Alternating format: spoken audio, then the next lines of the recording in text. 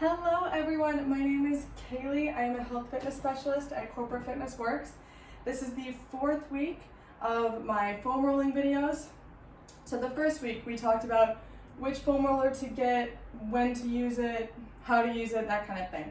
The second week we talked about lower body foam rolling specifically, kind of all of the general muscles and how to do it. The third week we talked about upper body foam rolling. Different kinds of foam rollers to use and different kind of tricky angles that you can get in your upper body. This week, or last week, we're going to talk about runners specifically. You know why? Because we have a CFW 5K in May. It's the end of April, so let's talk about why runners need to foam roll, and I'll give you a basic pre-workout and post-workout foam rolling specifically for runners.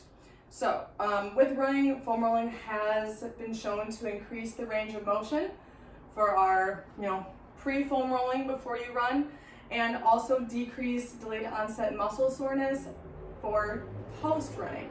So, when you go for a run, you feel great that night, you don't feel any soreness, and all of a sudden you wake up the next morning and you're like, oh my gosh, I can't walk or sit down. Foam rolling is gonna help so much with that. So, we're going to start with a little bit like what you can do to foam roll pre-run. It's not going to be anything crazy. Literally 3 foam rolling moves.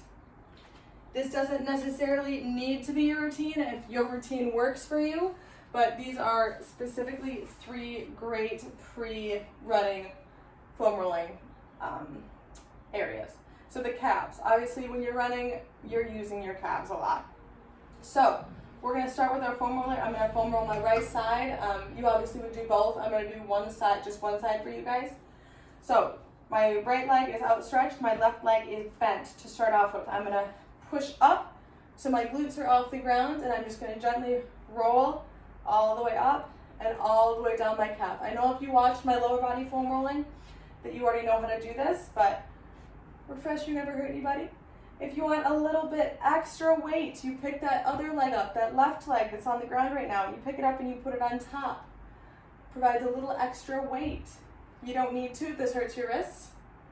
Oh, but if you feel a knot, like I feel a knot right here, I'm just gonna kind of sit on it for a second and roll right, just tiny little movements right over that knot until you feel it loosen up. So you're gonna foam roll anywhere from at least 30 to 60 seconds. On that calf, you're going to switch over and do the other side. Second pre-run foam rolling exercise is the IT band or the side of your leg. That can get super, super tight on some runners. So I'm going to go on my left side here. I'm going to lay right on it, put my elbow down. I'm going to stabilize myself with this right leg out in front. And I'm going to extend that left leg. My left leg isn't on the ground, but you can feel free to drag it if you want to. And I'm just going to roll all the way up and all the way down the side of that left leg. So this is supporting. This is how I like to do it. If you want to just stack your legs, you can, but I think it's a little bit more difficult, so I like to support. All the way down to your knee. You don't want to roll over your knee joint, but all the way down to your knee and all the way up to your glute and your hip.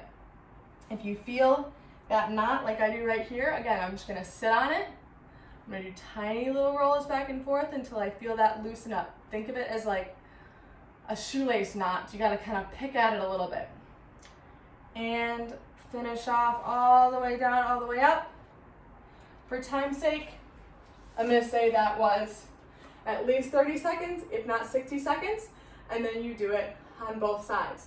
Last exercise for our quick pre-foam rolling run is going to be our piriformis, or our outer hip glute area right here.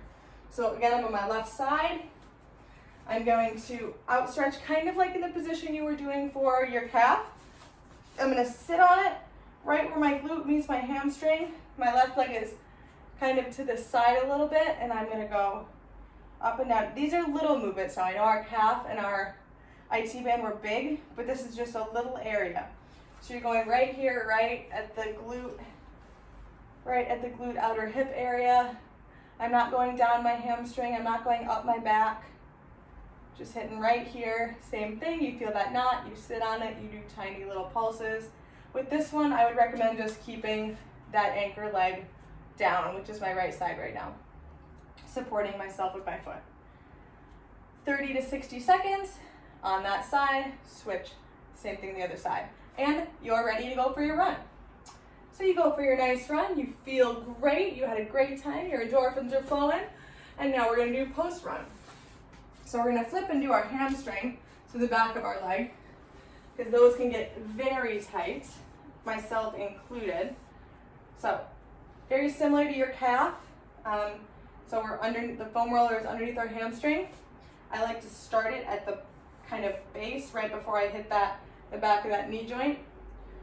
My right leg right now is supporting, and I'm gonna roll all the way to my glute and all the way back. My glutes are off the ground, all the way down. I like to have a nice, strong, flexed foot position. My toe is pointing towards the ceiling.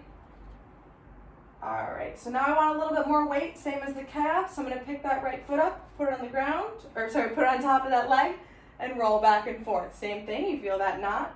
You hold, tiny little movements. 30 to 60 seconds on one side, 30 to 60 seconds on the other side. Finish off with some nice long rolls. Again, never rolling over your joint. We go to the back of the knee, we go to the top of the hamstring where it meets the glutes. And 30 to 60 seconds per side. 2 more and then you'll be ready to go.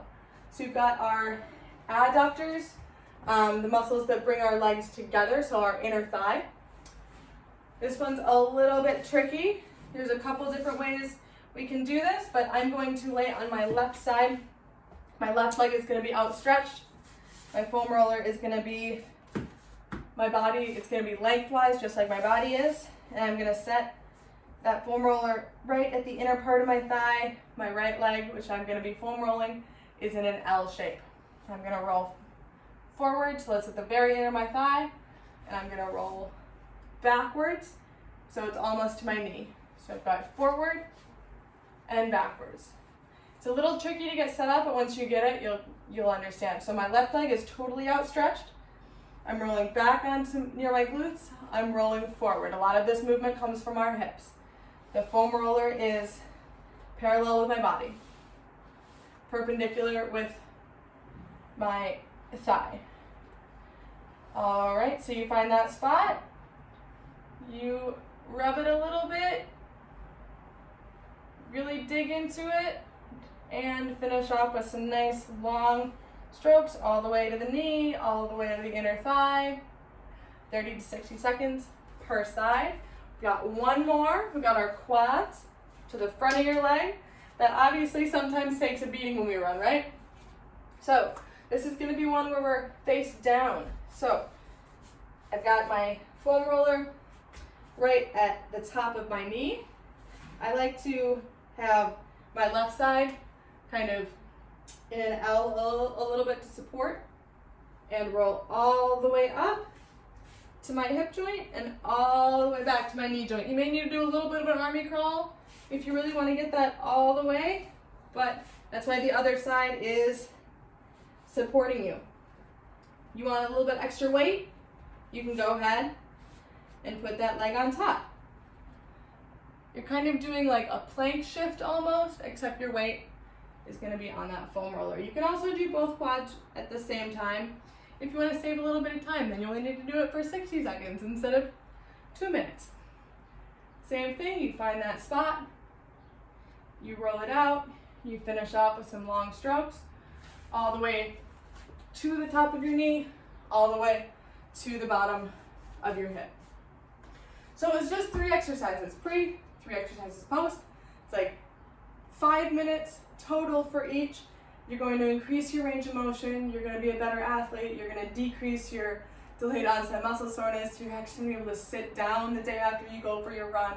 You're going to feel great. I hope you guys enjoy your 5K run. If you have any other questions, feel free to contact the Freddie Mac Fitness Center. I can take you through a specific workout for you guys, anything you need. We're here to help. Have a great night.